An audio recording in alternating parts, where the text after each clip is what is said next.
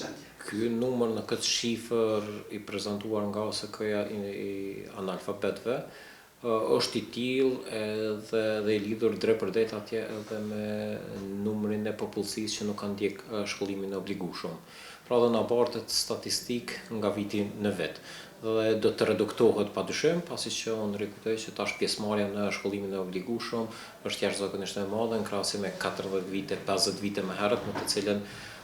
cilat vite do na kanë sjell këtë statistikë që është super e lartë. Në secilin rast, unë vlerësoj se më në problem për të analfabetizmit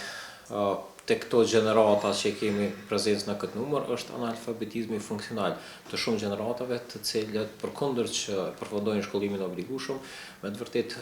mungojnë jashtëzakonisht në shkasi dhe aftësi që ju shërbejnë atyre për jetë, për punësim dhe për karrierë.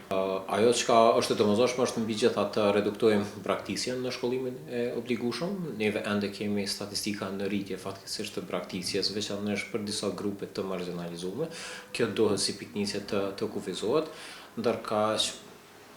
më në vëmendje për tek kësaj është padyshim një cilësi më e rritur e mësimdhënies që më të vërtetë e nxit i bën të rritë dhe trejat e këtij vendit jo të diplomuar me një diplom letër, po i bën të diplomuar me shkasi dhe aftësi që në të vërtetë ju nevitën për jetë.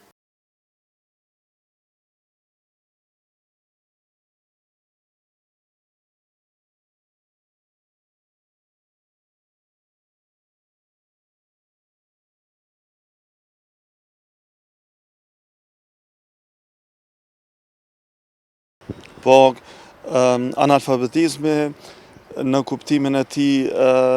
mbërthen në vete shumë pasoja afatgjate për shoqërinë tonë, po natyrisht edhe për vetë individët. Andaj edhe duhet ndërmarrë masa konkrete që të ngritet cilësia në arsim dhe faktikisht të punohet me rinin tonë që të zhvillojnë të menduarit kritik dhe të kenë faktikisht një qasje analitike se çka po i pret ata me një dije të tillë të pak kur nuk janë edhe në gjendje të lexojnë fare, apo edhe janë analfabet funksional në kuptimin që diçka dinë të lexojnë, por jo edhe të kuptojnë dhe të përdorin shkallësitë e tyre analitike e kritike për të kuptuar dhe për të krijuar diçka më të madhe.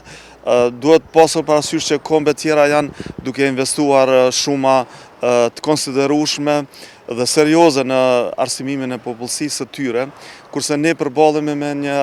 numër të konsiderueshëm të analfabetëve që tregon se qasja institucionale e Kosovës është e gabuar, pra duhet punuar më shumë dhe duhet dhënë më tepër rëndësi arsimit.